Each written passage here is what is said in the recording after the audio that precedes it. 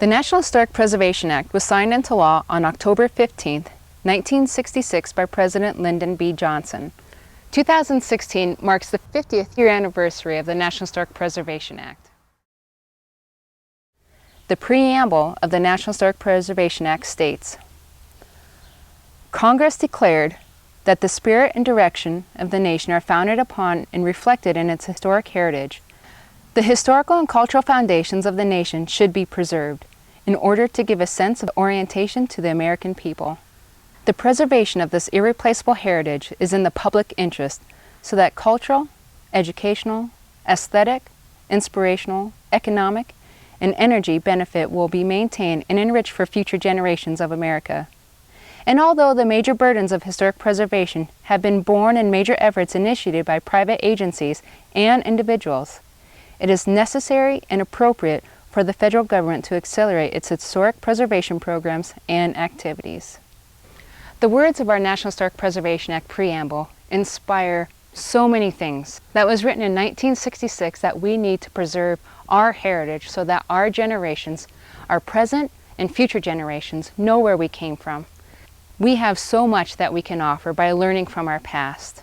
We have our most recent past, anything that's 50 years and older, to our much older past, from the Civil War and even before. One fine thing working for the Lolo National Forest is that they have recognized how important the National Historic Preservation Act is.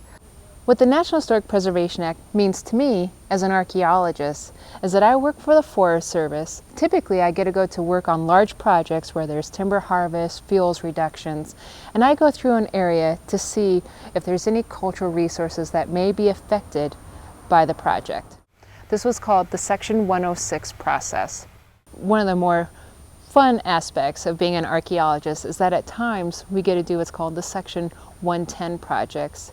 And that's where we're not driven by a project, but we get to go out and go do the work that we feel we really need to do that we can't get to, such as restoration of a lookout, doing an excavation at a prehistoric site to see what may have been there for ages and ages. It's those types of projects that are covered from the National Historic Preservation Act that give us that latitude to go and really get into the heart of our discipline, to the heart of archaeology, not just going through and finding what we can find, which is important to understand where people were, get that bigger picture, but then at some locations we really need to go dig a little bit deeper than what we can do than just a documentation and recordation of the site.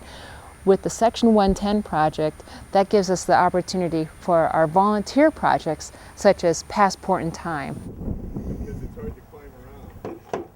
You know, when the ladder's all the way up, I'd like to lay this down on the road. My name is Sydney Bacon. I'm an archaeologist for the Lolo National Forest, and right now we are at Big Hole Peak Lookout, which is outside of Plains, Montana, on the Plains-Thompson Falls Ranger District of the Lolo National Forest.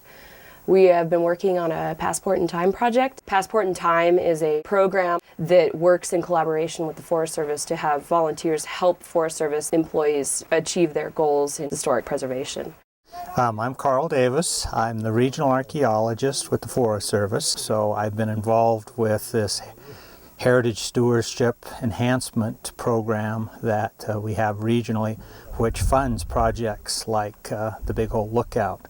So I'm thrilled to be here and to see the results. We've had this lookout on sort of an investment schedule of sorts for years, and we just haven't been able to push it forward, but Sydney and many other people were able to pull a proposal together that sort of addressed some sort of real fundamental questions. If we were going to come up here and spend all this time and effort, including volunteer time, which is quite precious, we needed to have sort of an end in sight. And it sounds to me like the plan is they're going to turn it into a rental, which is just great. So not only do we have a restored facility, but the public that's willing to hike all the way up here will enjoy. I mean, this was a place I'd love to come. I'll go back and tell my wife about it and say this would be just a great little quick backpacking trip and a great spot to stay.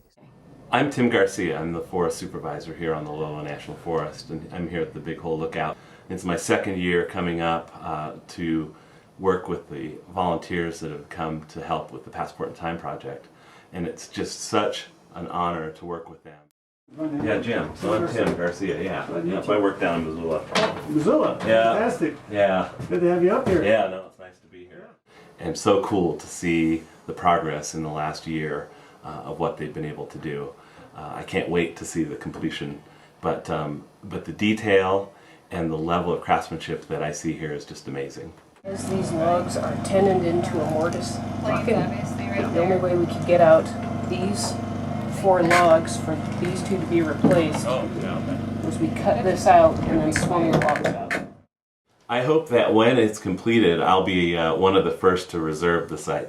Because of the setting, because of the connection in the last 2 years that I've been up here, I think it'll just add that much more meaning to my stay. I'm Dave Haddis. I'm the district ranger for the Plains Thompson Falls Ranger District. This is an incredible facility. Fortunately, due to some expertise from our archaeologists and our preservation specialists from the region, and work that has been done by a number of volunteers through our Passport in Time project, it'll last for a long, long time. The Historic Preservation Team, located in Region 1 out of Missoula, Montana, which comprises of Montana, Northern Idaho, North and South Dakota, is unique to our region. You mean no chalk line the... Yeah, that one you'll have to snap, but you should have 4-inch lines on either end. Thanks to all those folks that did a great job for us. The importance of these lookouts is to provide opportunities to the public to allow them to rent this facility, and hope we can get that up and running in the next few years so people can come up here and rent Big Hole Lookout if they want. The Lolo National Forest has a long history of recognizing our Historic Forest Service unique sites. We've had one person for almost 30 years that worked here, recognizing how important all these sites were. I'm Milo McLeod, and I'm the retired forest archaeologist from the Lolo National Forest. And Big Hole Peak was last staffed in 1972, and since then it's been abandoned. It's a very unique structure architecturally, and there have been plans to restore Big Hole Peaks going back as early as 1994. In 2002, a scope of work was written to begin rehabilitation, and a year or two afterwards, the ranger, Randy Hojum, Kirby Matthew from the Historic Preservation Team, Dave McElderry, who worked on the district, we came up here and discussed restoring Big Hole using the Passport in Time program, and eventually putting it on the cabin rental. And I'm very pleased to see the work underway and the progress that's been made. This one has a little bit of rot right in here. And I'll just do a repair on it. We want to keep the character of this building. All the visible work that we're going to show is going to match the character that they did. All the handwork, all the, just the shape of the logs and the feeling when you come into this building. And our goal is to replicate their craftsmanship. And we try to, when we do this, we try to leave, the mark we leave on the building is the mark that the original craftsman left. We like to think that if the original builder came in, he'd say, yes, that's the work that I did. And if we accomplish that, then we've succeeded. So you're working at various levels. You're crafting at an amateur level, and then you're crafting at a master craftsman level. So you're switching up. If you're a professional, it takes a lot of skill to do work that looks like an amateur did it.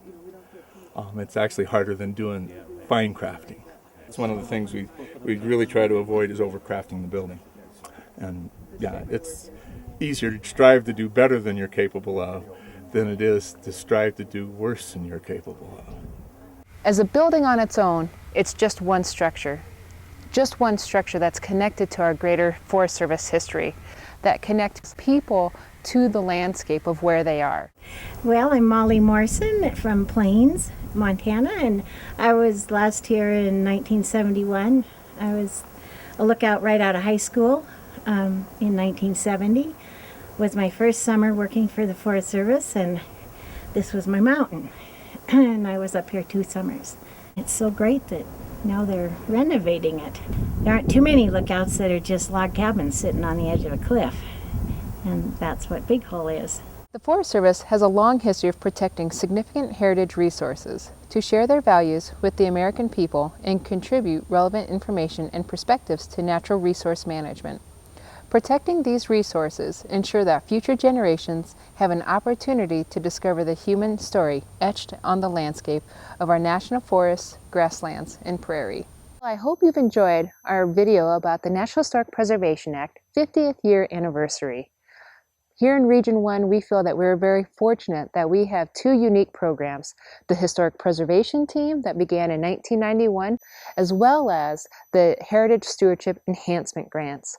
Myself, plus other Forest Service archaeologists, compete for these grants where we are able to do projects such as Big Hole Lookout and restore these buildings so that more people can come back and enjoy them. Big Hole Lookout was a great building to begin with, but we just had to make it a little bit better, a little bit safer, and we hope that you get to come out, one, enjoy our Forest Service lands, and two, I really hope you get a chance to come out to Big Hole Lookout and see the beauty that's up there.